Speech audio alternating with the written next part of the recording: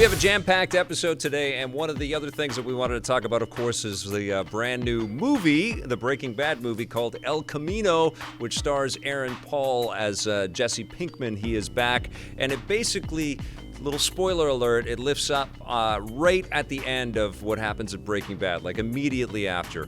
And so if you haven't seen the ending or you're watching the Breaking Bad episodes, and I'm kind of spoiling it for my buddy Bear here. It's been many years. all hell breaks loose at, I guess so, right? Like, yeah. It's been a part of pop culture for a long time here. All hell breaks loose in the finale of Breaking Bad. It's an exceptional ending, actually. And Jesse gets away from his captors, and we see him in his El Camino racing down the street, getting away, screaming because he's just watched his it's a very complicated relationship, but he's just watched his friend die in efforts to rescue him from where he was. And he's screaming and he's rushing down the road, and then all of a sudden this huge army of cop cars is coming towards him, and he has to swerve out of the way. Doesn't get captured there, but if anybody has watched Breaking Bad, you know that is a typical predicament for this man, especially for Jesse Pinkman. It feels like for both Walter White and Jesse Pinkman, it's almost like the pressure is on these guys all the time, and they're going to get caught or they're going to get killed.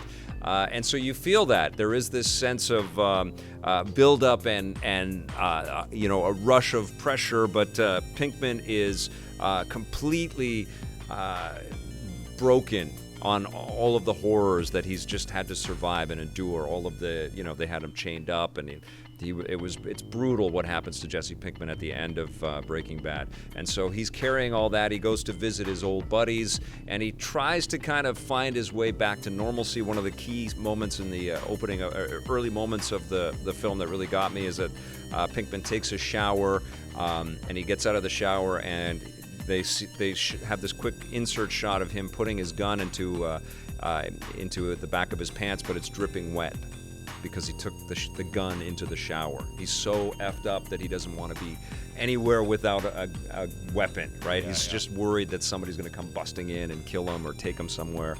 And so he's trying to find his way back, and he goes to revisit with some friends, and there's some flashback sequences. And we see him slowly try to,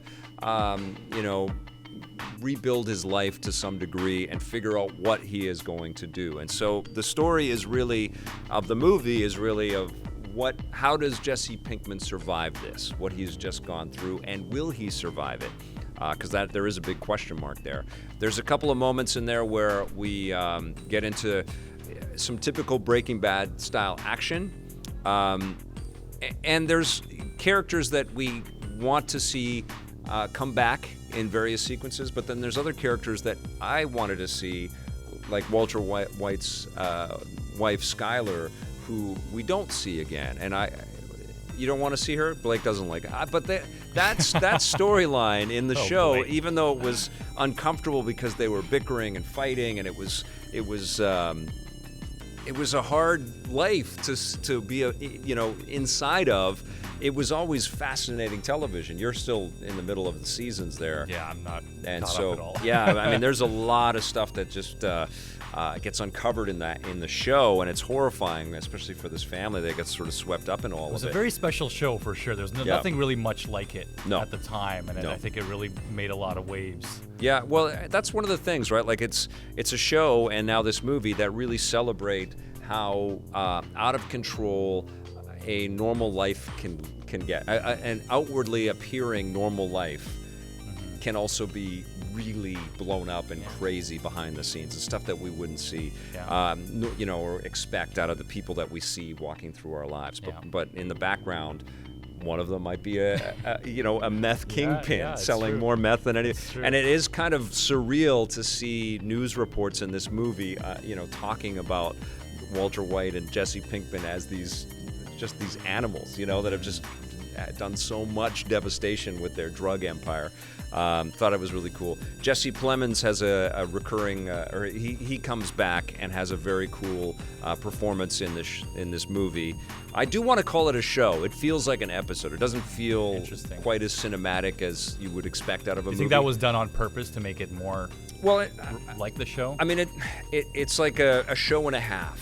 You know, it does feel a little bit more cinematic. Vince Gilligan wrote and directed it. He's the creator of the series, and Blake just told me that he shot everything in super widescreen to make it look like a Western, and there's some great scenery shots of New Mexico, and you know, it's great to have some of the familiar characters that do live in this world, this universe that he created, pop up in this movie.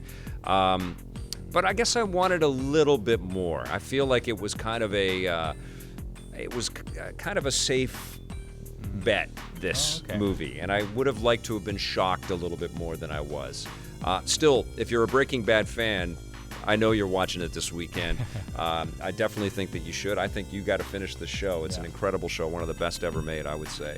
I'm going to give El Camino as a standalone piece of cinema from Netflix and from Vince Gilligan an 8 out of 10.